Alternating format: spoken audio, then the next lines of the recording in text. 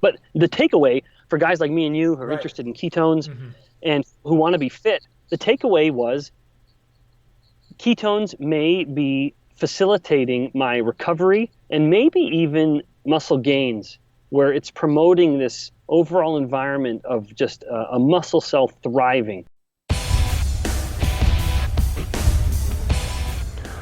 Welcome to PricePlow. Welcome to the PricePlow podcast. I am more than honored to have Dr. Benjamin Bikman of Brigham Young University on today. And so the story with us is that last year I went to KetoCon in Austin, and Ben was one of the best speakers I'd ever seen on basically any subject, and immediately instant Twitter follow. And what I realized is that you are the reason why I love Twitter right now, is because so many researchers like yourselves are posting your studies and actually discussing them with each other. And it's great to get a peek into that world. And so thank you so much for coming to Austin and talking at KetoCon, and for having such a lively Twitter feed. And so that's what kind of brought us here today. Right. Thanks, Mike, for the introduction. Thanks for the opportunity. Just at the risk of starting off with a bizarre topic, I've also been amazed at how relevant Twitter is. Just as a scientist swimming in the waters of metabolic research, it really has been quite impressive at the scope and depth of information and, well, access to people with information. It's really, I've enjoyed it as well.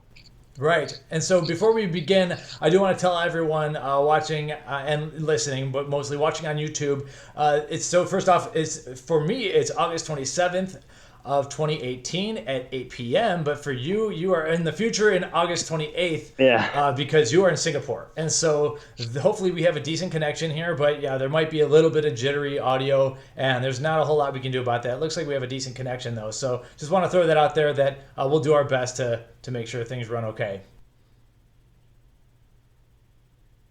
That's right. Okay, yeah, good. Singapore is great, mind you. Anyone who's entertaining the idea of coming to visit it, they won't regret it. It's a beautiful place. Well, yeah, and maybe we're going to go backwards, but can you tell us what you're doing there, and then kind of maybe go backwards from there and tell us a little bit about your background, since I'm assuming most of our subscribers don't know much about who you are. And then in general, the reason I found you is because you posted a new study about Beta-Hydroxybutyrate and ketones in mitochondria. And so that's something that a lot of our subscribers who follow the keto diet might be interested in, especially the supplement side of things, which is where we are here at PricePlow. And so that's the whole kind of story crammed together. But yeah, what's going on out in Singapore right now? Yeah, so one of the perks of being a professor, of course, is the opportunity to go on sabbatical. So it's basically the university pays the scientist professor to go away. And it really is kind of a go somewhere, get out of here, go learn something new, go do something new. And a lot of the reason for that, of course, from the university's perspective, is so that the scientist comes back with some new ideas, in a way. Because as a scientist, it really is this glorious career of getting paid to ask questions. And, people... I think often people don't quite appreciate what that's like. But really, I can have a whole 8 or 9 hour workday, and I will just ask myself questions and then start finding the answers. And that's here in Singapore, specifically at sabbatical. I am doing research, and I'm also consulting with a supplement company called Unicity. They have a big presence in Asia, and that's fun because my postdoctoral fellowship was here in Singapore, so it was a really fun opportunity to come back. But back to my discussion or my comment about being a scientist and being able to ask questions.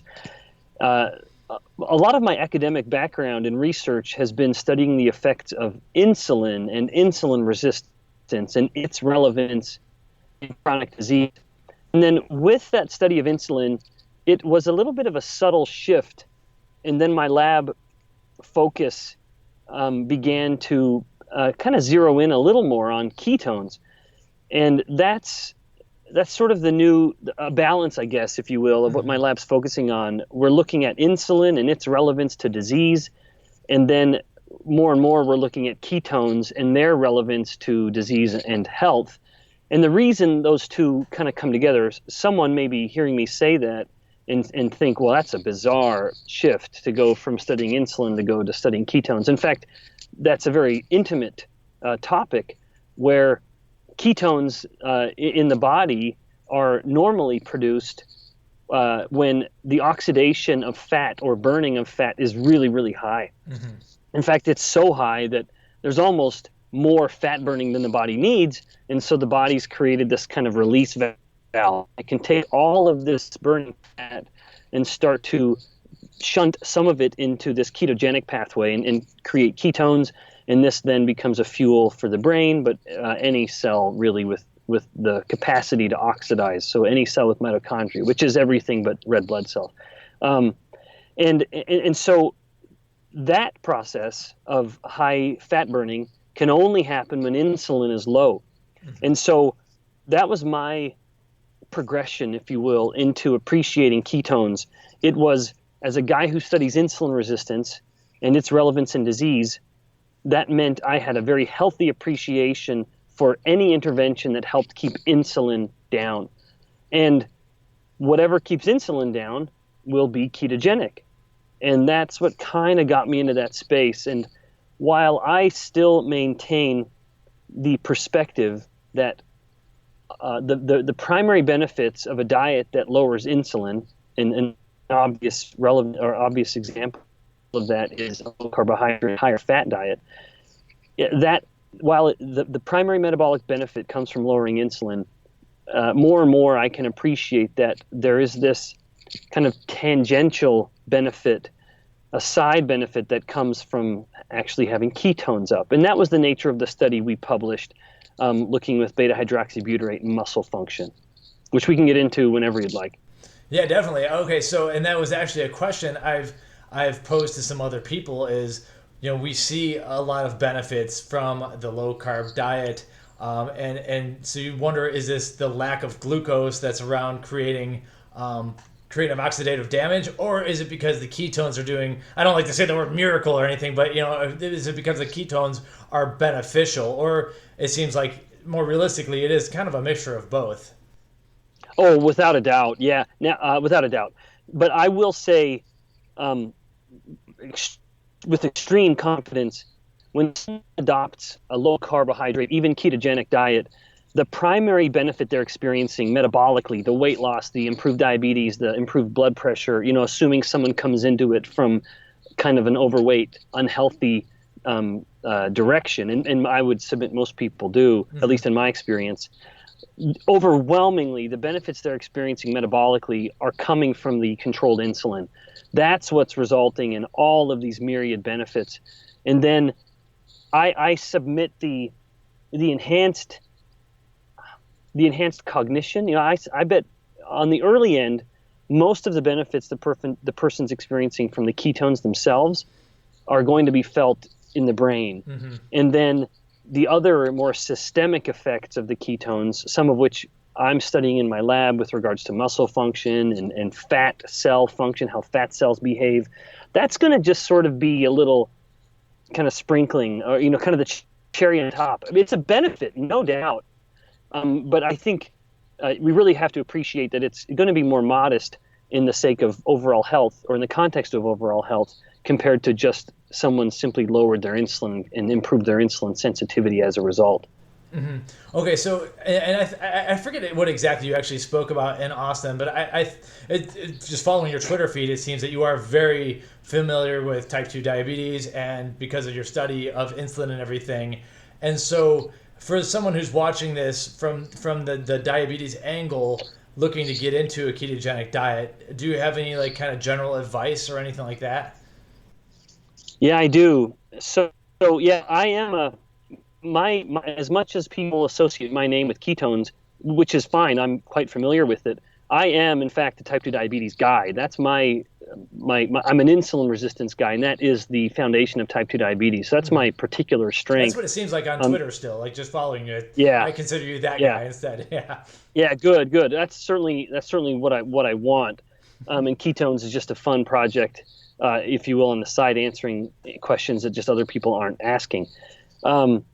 So yeah, with regards to a type 2 diabetic, the key factor there is controlling insulin.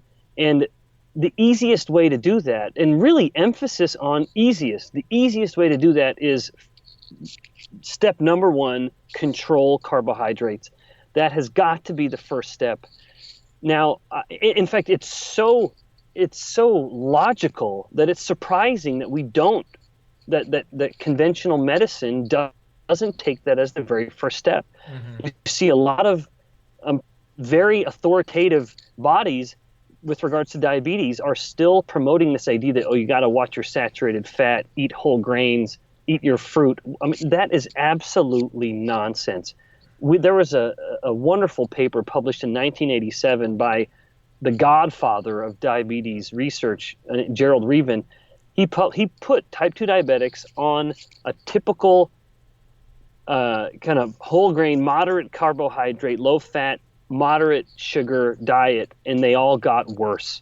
And this was the diet promoted by the American Diabetes Association, and they got worse.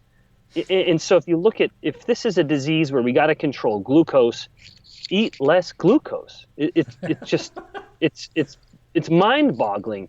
And so there was a study, I was just showing this to a colleague. It was published in 2015 in the Annals of Internal Medicine, a very good biomedical research journal. They took two groups of people. They put one group on, and these were overweight, diabetic, unhealthy people. One group of people was put on a typical low-fat, low-cholesterol, low-calorie diet, the typical thing someone does when they want to lose weight and get healthy. So again, it was basically watch your fat, watch your cholesterol, and eat less, so calorie restriction. Those are the three aspects of that diet. And then the other group, they said, eat fewer carbohydrates, and they gave them a specific number. The number they started at was 20 grams of net carbs per day. Then they let that bump up a little bit over time, which is a pretty typical way to start. So that could be kind of okay. Well, 20 could be ketogenic depending on what you're doing with protein. Absolutely, that's right. In fact, we can talk about protein too. That's very relevant. Of course, but no doubt, that's going to be ketogenic, and that's pretty restrictive. Mind you, that's just how they started. But that was the only instruction. That was the only instruction. I was going to say, there's no calorie instruction. No, exactly. And that's why that's probably why the adherence was so much greater in that group. Yeah. Where it was about 50% more people were able to stick with that protocol than the low-fat, low-calorie diet. And that's not surprising. When you're told, I just got to watch my carbohydrates and keep it in this range, but I can eat as much of everything else. If it's protein and fat, I can just go for it. They lost over twice the amount of fat. Their triglycerides went down about 3 times more than the low-fat group. Appreciate that for a second. Their blood triglycerides, their blood fat went down 3 times more than the low-fat group, the group eating more fat. It went down, this paradox. And that's because, of course, you're using the fat more, and so there's just less kind of floating around. Nevertheless, to explicitly answer your question at the risk of being perceived as having gone wildly off topic, first step, control carbohydrates. I'm not saying the person needs to do 20 grams. That's just what this study did. In my as a scientist, I always like only talking science and data where I know numbers. But even still, a person could simply say, all right, what are the carbohydrates I'm eating and when am I eating them? All right, I'm going to get smart about it. And that's usually the way I'll also say it's being starch smart. So just scrutinize the quality of the carbohydrate. If it's a vegetable that grows above the ground, that's something you can indulge in pretty much as you'd like, pretty much. With fruits, you have to be a little careful, particularly with regards to the tropical fruits like mangoes, pineapples, bananas. Those are the most sugary. Berries tend to be the best. Anyway, if that becomes the foundation of a person's carbohydrate, in fact, to even keep it simple again, if it comes in a bag or a box with a barcode, skip it. Right. Yep.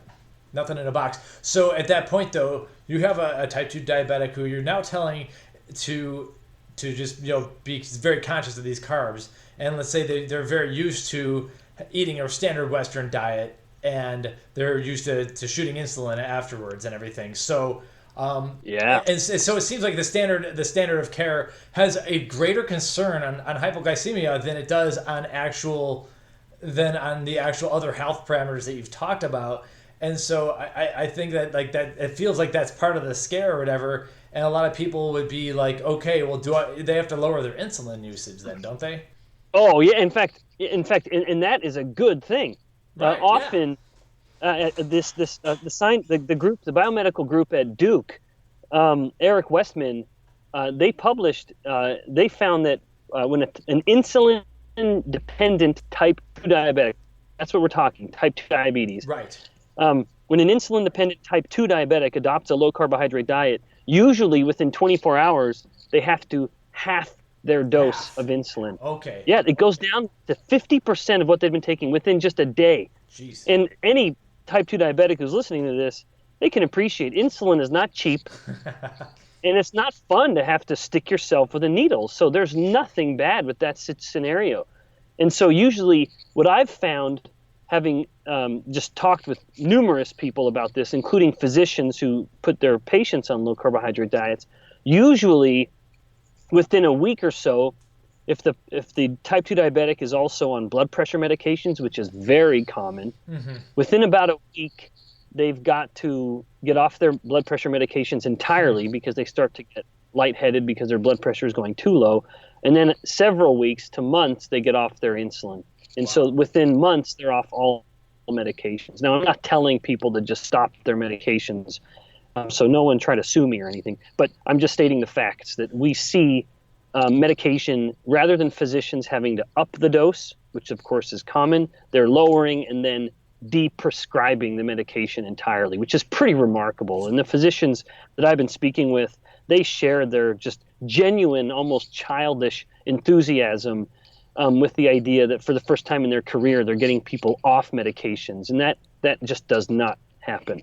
Right. And yeah, so before we go further, I should throw a disclaimer that no doctor-patient confidentiality is created here. I am not a doctor, and this is not medical advice. This is just a story about what typically happens, and everything you do should be followed with strict blood monitoring, as well as under the care of your doctor and a dietitian who is savvy to a lower carbohydrate diet. And so Yeah, that's right. My hope would be, I think so. And mind you, I'm not even a physician either. Okay. So you and I are extra safe. No litigation risks here. I'm a scientist. But as a scientist, one of the reasons I got involved with social media, you mentioning Twitter earlier, and I use a public Facebook page and Instagram too to share these articles. And we'll make links to all that in the description on the YouTube channel. Sorry for interrupting.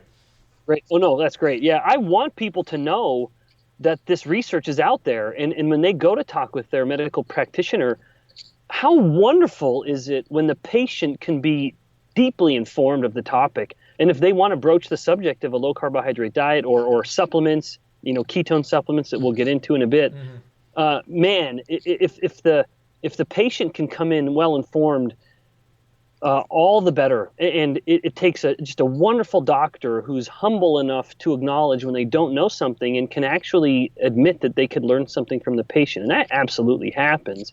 I'm always delighted when I meet physicians who are eager to learn more because they know what they've been taught.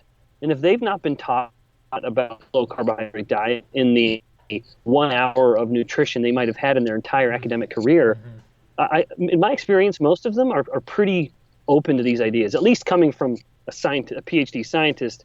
I've been very pleased overall with how readily the average physician wants to learn about this. That's great. Yeah, that's actually great to hear because sometimes, people go down the conspiracy theory, rabbit hole, or they're just drug salesmen. And admittedly, you might have a selection bias there because you're talking to people who already have seen the study or they are interested. But at the same time, it's great to hear that from that point of view. And that that's the power of the internet. Is for as much as we complain about the internet or sometimes having too much internet on our phones and we're always like got our face buried in there like zombies, that was like the original, I wouldn't say intention, but the original like goodwill part of the internet that I really absolutely love. And so it's great to hear that patients can print that up and hopefully find the full text of the study as well. Right. And this is the study you did. The full text is still available, so that's always appreciated, of course. So. Okay. Yeah, cool, no kidding. And that always, mind you, that depends on the journal where we publish. Sometimes a journal is open access and sometimes it's not. And the scientist doesn't have any say in that, unfortunately. Right. Okay, yeah. So I did want to take a step back and talk about the diabetes, because you mentioned insulin, and I know that that's what you are very passionate about and have spoken about. So I appreciate that. That alone is obviously very helpful and everything. So so obviously things have kind of shifted in your career, at least in some of the extra interests you have, and then that brought you towards ketones. And so what prompted this late? Could you tell us about the latest study and what I guess you mentioned that you ask a lot of questions. So what question prompted it?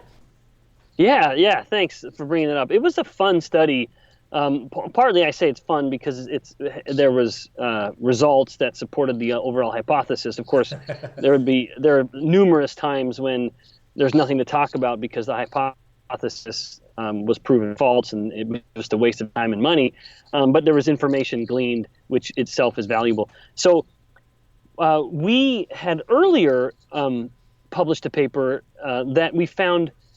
Well, I'll back that up. So we look at ketones, and historically, people have viewed ketones in a very negative light. Right. When I bring up the topic of ketones to the average person, it's generally, although it's less and less all the time to my gratification, it's generally a negative response because they immediately think of ketoacidosis, Right. which is this absolutely lethal situation where a type 1 diabetic has insufficient insulin, so their insulin is basically zero, if not absolutely zero, and so there is just massive fat burning. They're wasting away, and we see that in a low insulin type 1 diabetic. They are extremely just emaciated because the body, in the absence of insulin, the body cannot keep its fat. It's just burning through all of its fat, and the metabolic rate is just climbing. Yeah, it's a horrible. I'll be honest. So I have a diabetic cat, and he went through a case of DKA, and it was absolutely atrocious. It was a large bill. I take a little bit of the responsibility because I know I've read about this stuff and everything, and I noticed I know the symptoms of diabetes, and he was showing them, and it just didn't click. And it led into a DKA case, and it was really horrible. But yeah, he pulled through, and now I have a diabetic cat who I shoot insulin to, and it's interesting to track that. But it's obviously something that is horrible. But that is just one case, like one way that ketones get used. And to me, it was kind of like the without the insulin, the cat was not able to get any energy into his cells, really, I guess. So is the way I was kind of saying it. And so the body was just doing whatever it could to strip any type of energy out, and it was going nowhere, and so he was just burning away, and you feel horrible. So that's pretty much, yes, that's right. I mean, that's pretty much the state where, in the absence of insulin, the body is just so catabolic, and specifically lipolytic. Again, it's just burning fat at such a massive rate that ketones just go to these dangerous levels. And ketones in and of themselves, each individual ketone is in fact acidifying. There's a little hydrogen that will come off, and that will affect the pH, and that's making the body more and more acidic. Now, anyone who's listening to this then is thinking, well, wait a minute, what about a ketogenic diet? Of course, that is not the same. Being in ketosis is not the same as ketoacidosis. Right. So I'm in ketosis right now, presumably, and my pH is totally normal, 7.4, because it is the actual amount of ketones being produced is so modest that my body can buffer them perfectly normal. And so I've once heard this analogy, and I'll share it again. The average person has ketones that's comparable to having just lit a small little match. And that teeny little flame is the average person's ketones. And that's because they eat so much starch and sugar, and they eat it so often that they're only ever even touching ketosis when they're waking up in the morning having fasted overnight, assuming they've fasted overnight. Then they're approaching ketosis, and so it's like a little match burning. For me, I have a fireplace. The flame is the size of a fireplace. I'm in ketosis often because I watch my carbohydrate consumption. I'm smart about it, and mind you, I can even kind of twist that around a little bit. You could eat zero carbohydrate, nothing, no hint of fruit, vegetable, grain, whatever, and eat nothing but animal products, and you would still only get into ketosis Why? Of course, it's because you're always making glucose. The liver can make all the glucose the body needs, and that means you always have some kind of resting or fasting insulin level. You always have insulin being produced in every body, even if you're fasting completely and you're not eating for 7 days or 30 days or whatever. You still have insulin, and just that little amount of insulin is sufficient to keep the brakes on ketogenesis, so the person only ever gets into ketosis, the burning of the fire. And then in the insulin-dependent type 1 diabetic who's skipping their insulin injections or is undiagnosed, their house is burning down. Now they have so much, so it's orders of magnitude. You know, someone who's in ketosis may have about 10 times the ketone level as someone who's not in ketosis.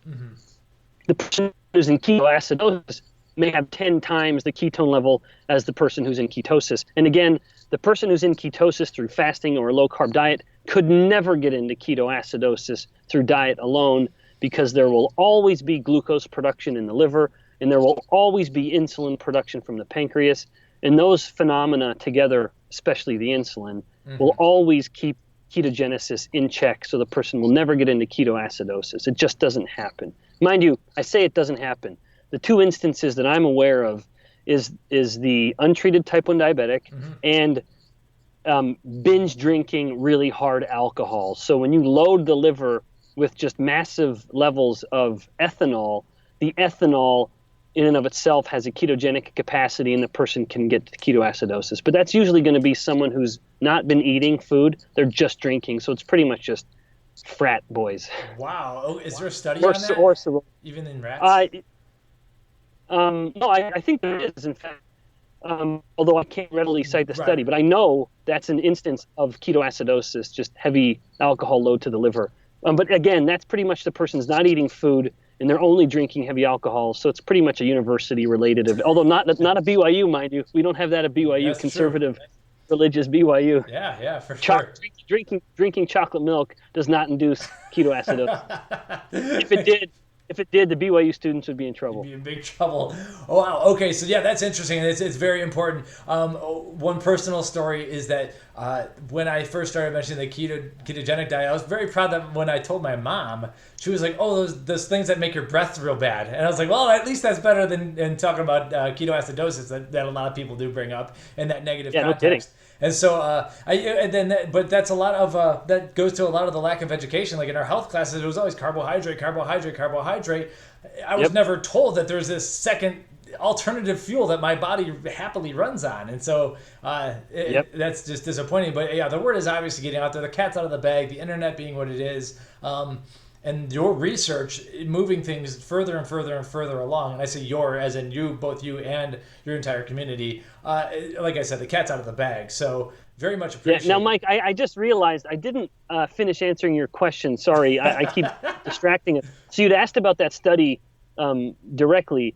So we all of this whole last 5 minutes was me kind of getting around to this idea that I couldn't help but ask the question, why is the body creating ketones? In other words, what would be the point, assuming the body is behaving in a rational way, looking out for its best interests, might there be a benefit to ketones? We've historically talked about ketones in a very negative light, and that's what got me kind of off topic anyway. And yet I couldn't help but say, all right, well, let's start looking more and more at the benefits of it. And so the very first study we published with regards to explicitly overloading the body with ketones was a rodent study where we found that when we increased ketones, we helped the pancreas work better. And that was really surprising, but gratifying, because if you think about it, in normal human physiology, ketones are going to be up when the type 1 diabetic is developing type 1 diabetes. When the beta cells of the pancreas, the cells that are making insulin, when they start to die off, insulin starts to come down, ketones start to go up. We found that the ketones were actually helping the beta cells work better and helping them survive better. So this was the first paper we published. And because it was just pancreas specific, beta cell specific, didn't get a lot of buzz. Right. But we followed that up. We followed that up with the muscle study. And it was, all right, well, if we see that the ketones are helping the beta cells work better and live better, let's do the same thing with muscle cells. So we took some muscle cells, grew them in a little petri dish, just like you'd think of scientists doing. And then we did the same follow-up with rodents. And of course, someone could say, well, why did you do this in rodents? It's because we can pull out the pancreas in rodents. We don't have people willing to come in and let us remove their whole pancreas. So there's a benefit to rodent research despite its limitations. So we found similar results where the ketones were not only improving the mitochondria of the muscle cells. In other words, the mitochondria, we think of them as the powerhouse of the cell, the part of the cell that's actually taking in the fat and the carbohydrate, breaking it down or burning it to create energy in the form of ATP, this molecule that basically the cell can use to buy work. It's kind of, we call it the energetic currency. It's the molecule that the cell can use to get stuff done. I like that explanation, buy work. Yeah, that's right. So we found that it was helping the mitochondria work better. And by that, I mean more ATP produced, less oxidative stress created, so fewer reactive oxygen species. And then the ketones were also improving survivability. So the ketone-fueled muscle cells were living better and longer. And we admittedly extrapolated that a little bit to, well, I couldn't help but speculate, might this be part of genuine muscle benefit that a human could experience because there are reports, mind you, anecdotal, but an incredible amount of people having some reduced muscle soreness with workouts when they're in ketosis. I definitely noticed that. That was one of the first things I noticed when I got a little more deliberate and a little more strategic and kind of monitoring myself. My soreness as a middle-aged guy who works out, fairly heavily, it was drastically improved. But it could be that the ketones are just helping the muscles thrive, the muscle cells. At the level of the individual muscle cells, they're living better. They're more resistant to damage. Okay, can you back it up and tell us, I guess, in its gory details, what you're doing exactly in the petri dish and like what you're putting into it, and then how you're measuring that? Like I kind of I don't have a picture in my head, so like draw it out for me a little bit more slowly, I guess. You bet. We don't know how this really happens. Yeah, no, you can sort of look. I'll pull the curtain. You can see behind the curtain Please. Of the laboratory. Yeah. So in the case of the muscle cell experiments, and this was very similar with the rodent work, the muscle cells will just grow on their own. We're feeding them the solution they need, this particular kind of bath that they're in right sort of gas conditions and temperature conditions. And then we just took Beta-Hydroxybutyrate, which is flowing in the blood and nowadays, of course, can be consumed as a supplement. And that's how we gave it to the animals, as a supplement. So you were actually okay. So these were still live animals. They weren't petri dishes. Well, no, we did both. So we started in the cells because that's easier and cheaper. We just took muscle cells and added Beta-Hydroxybutyrate, like from a leg muscle or something like that.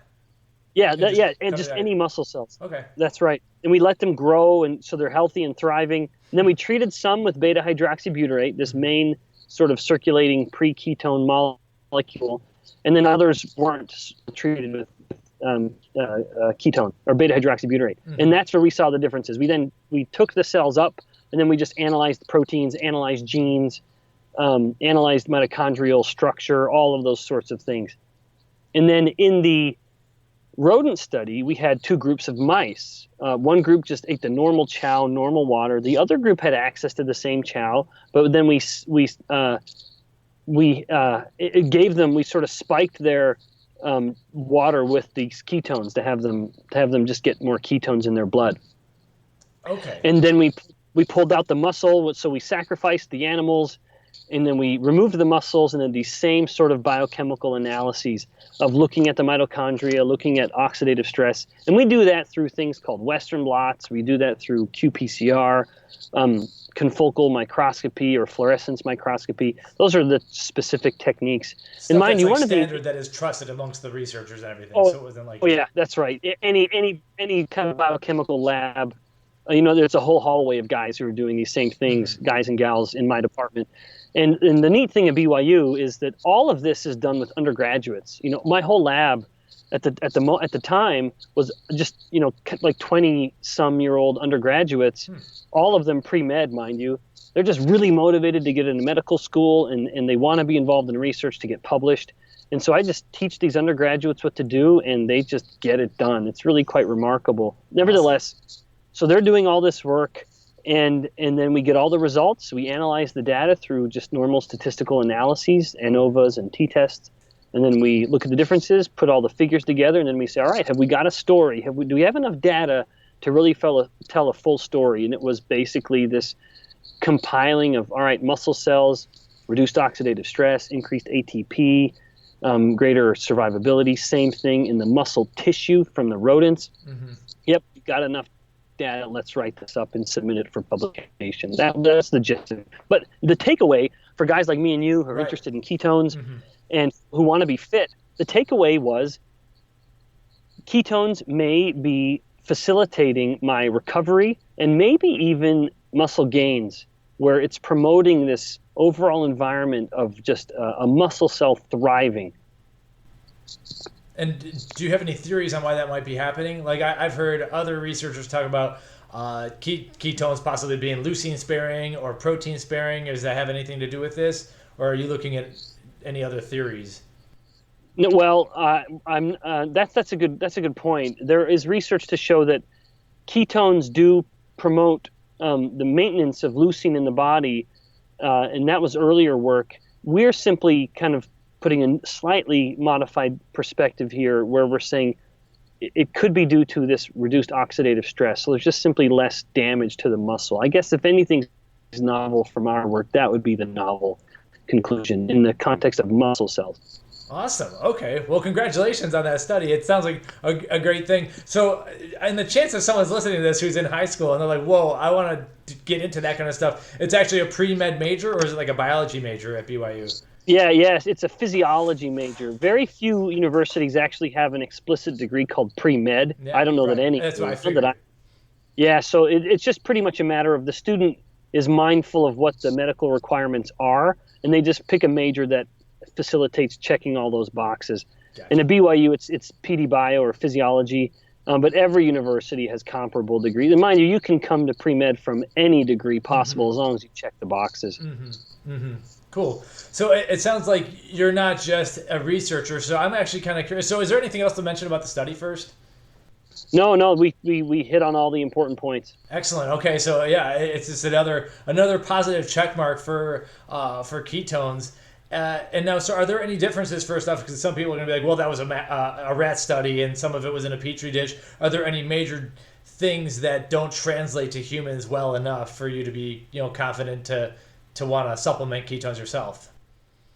Yeah, so I don't have any concerns from the perspective of wondering, well, does it translate? Is there relevance to humans despite this being in rodents? When it comes to these kind of fundamental processes of what happens when a muscle sees ketones, I have very little doubt the same thing would have happened, and maybe we'll do this study in humans where we would have had humans in and out of ketosis, and then we pull a muscle biopsy from a human. That's something that we do at BYU, and many universities do. Okay. In fact, what we are doing in my lab, even now, is pulling out fat biopsies from people that are in and out of ketosis. And that's a shift of topic, and I'll just briefly touch on it. But we're asking the question, I'd mentioned earlier that when someone has low insulin levels, like an untreated type 1 diabetic, metabolic rate goes through the roof. And when you start treating diabetics type 1 and type 2 with insulin, metabolic rate drops. And that might be part of the reason why they gain so much weight so quickly. And so we wanted to know, well, what's happening there at the level of the fat tissue. And we found that ketones are accelerating metabolic rate in fat tissue by making the mitochondria basically work less efficiently. And I almost hate to say that because someone says they might hear that and think, oh, well, that's a bad thing. Well, it is and it isn't. It's sort of neither good nor bad. It's just a difference in how the mitochondria are working. But basically, what we're seeing in fat cells, in fat from mice, or rats. I can't remember which one we used. And now from humans, and we're still compiling all the human data to be one really big study. But basically, the ketones are inducing what's called mitochondrial uncoupling. It's making the fat tissue pull in glucose and just burn through the glucose, not because it needs work done, so it's not for the sake of producing ATP, but just to create heat. And heat is classically energy waste when it comes to a chemical reaction. Right. We're warm-blooded animals, and it's because of this slight inefficiency of every chemical reaction in the body. It gives off a little heat, and that's what's heating up our body. In the case of ketones coming to the fat cell, it's causing that to happen more. And so the fat is just burning through stuff a little more, and that results in a higher metabolic rate. Awesome. Okay. In fact, I was the very first one. I was the first subject because we were just doing it, working with another scientist at BYU named Rob Hildahl.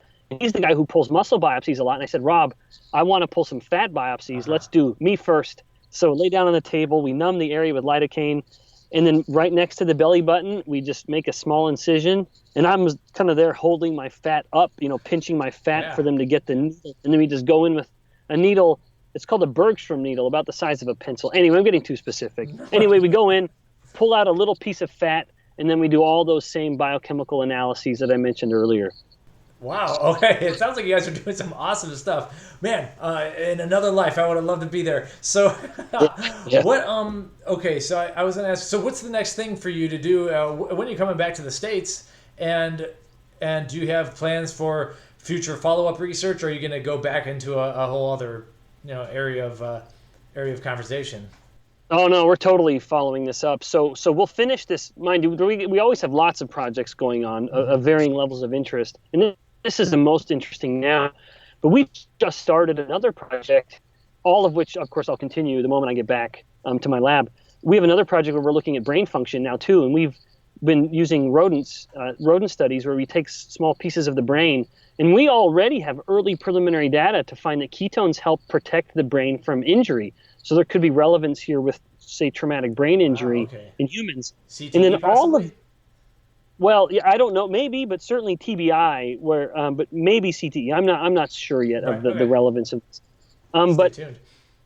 Yeah, exactly. One very fun development is that we have started working with a company. It doesn't have a name yet. It's still very young.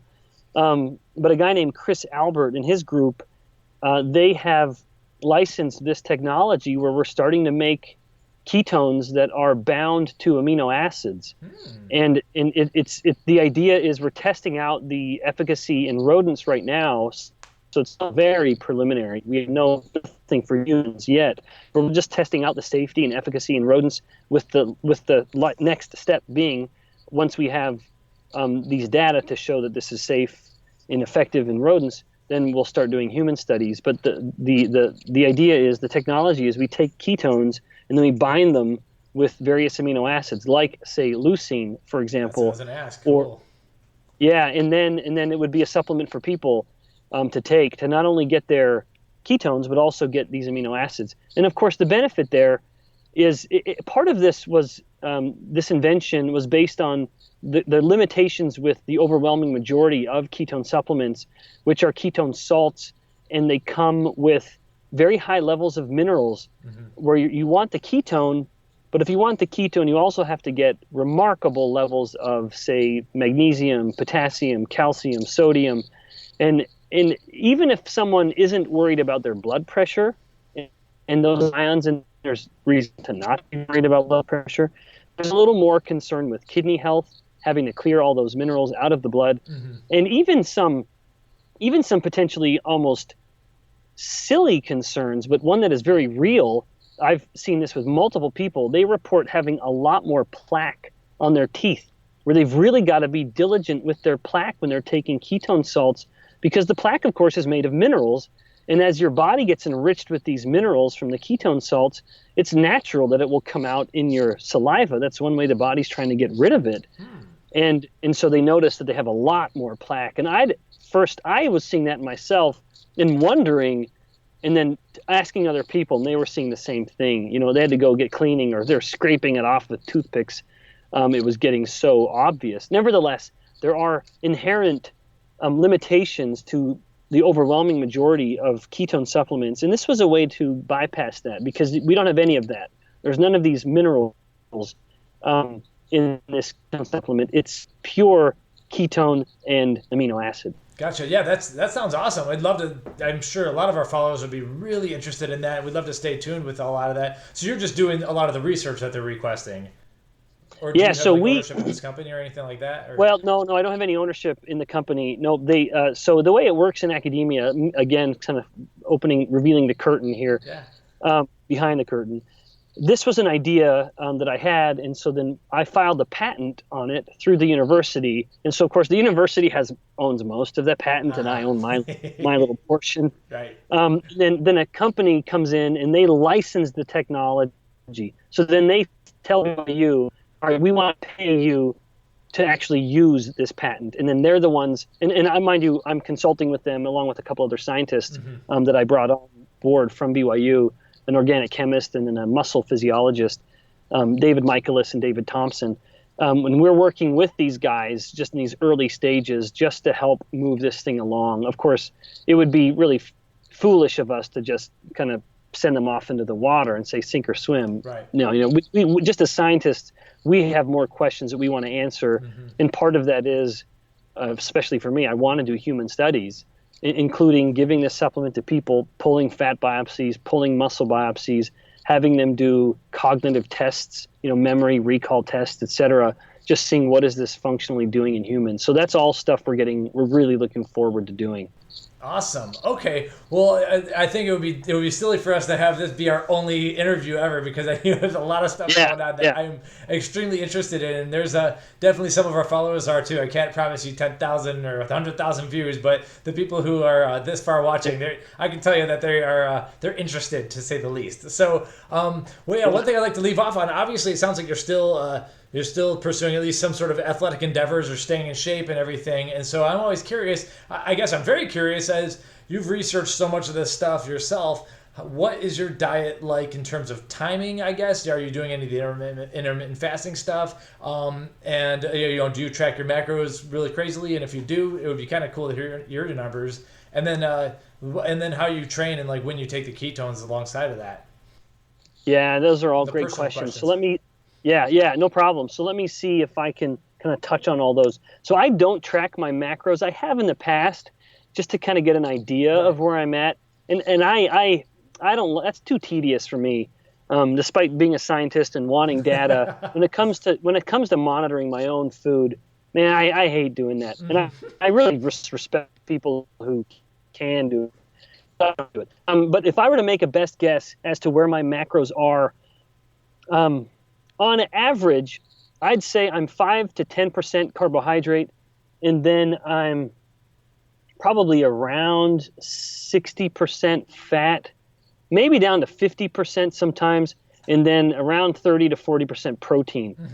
And in fact, earlier I'd mentioned that step number 1 for someone who wants to get into the low-carb realm, it was control carbohydrates. To me, right behind that, step number 2 is make sure that you prioritize protein, especially if you are a middle-aged and overweight or over individual who's doing this for weight loss.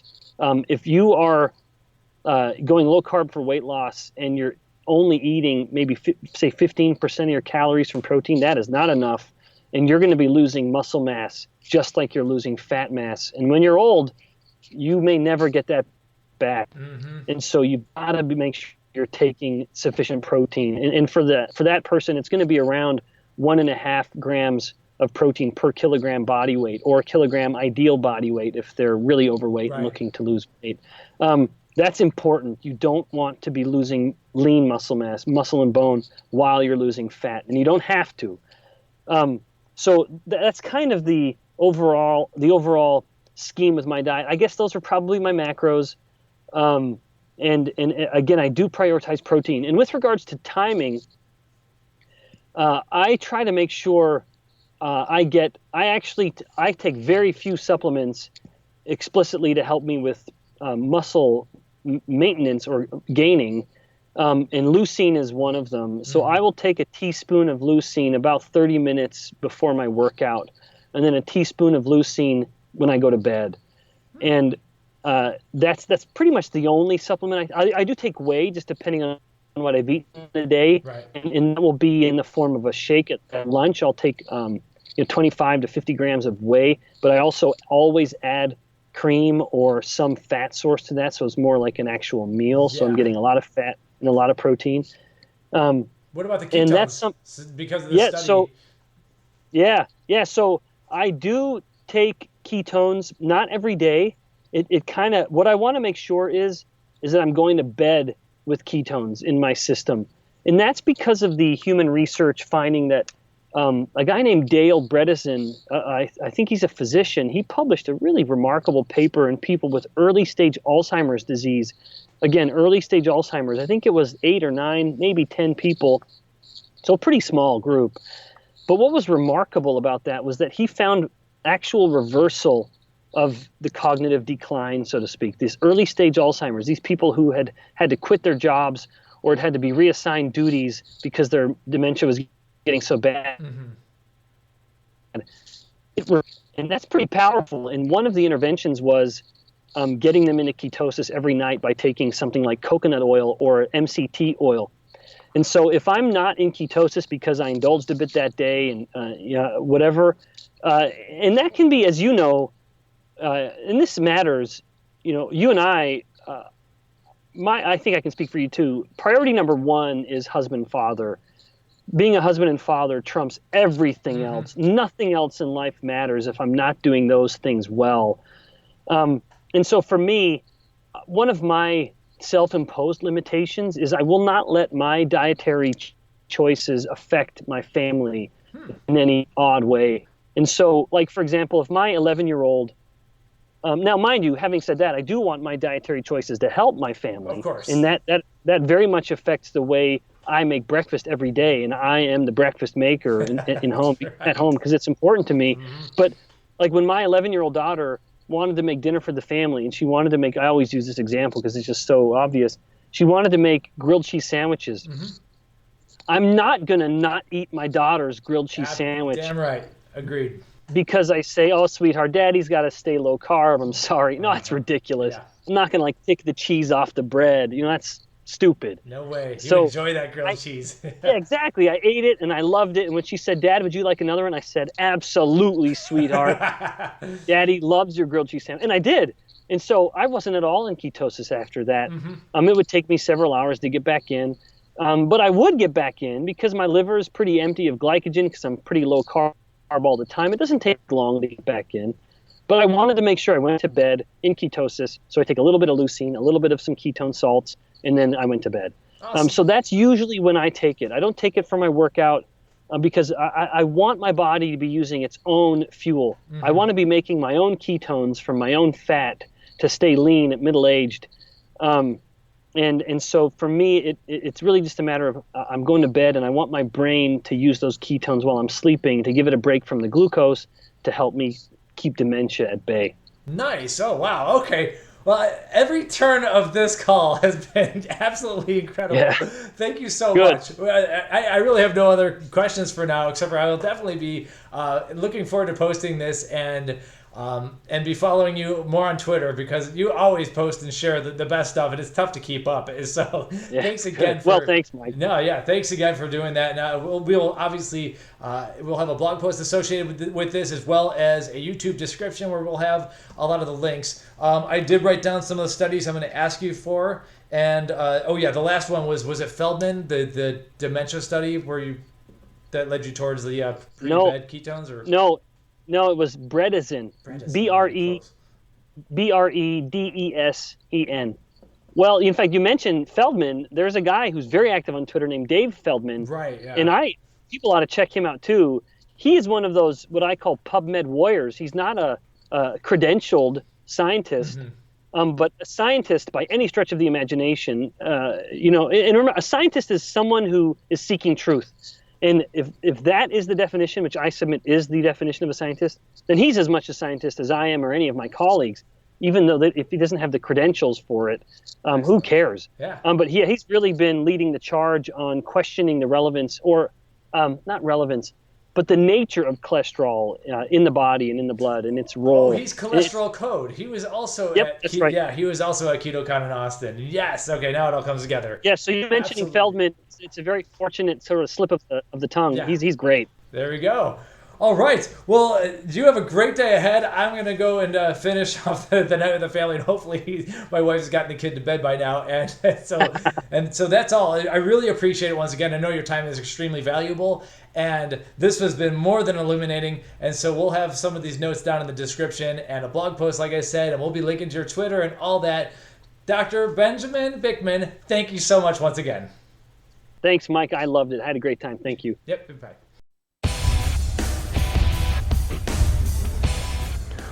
Welcome to PricePlow.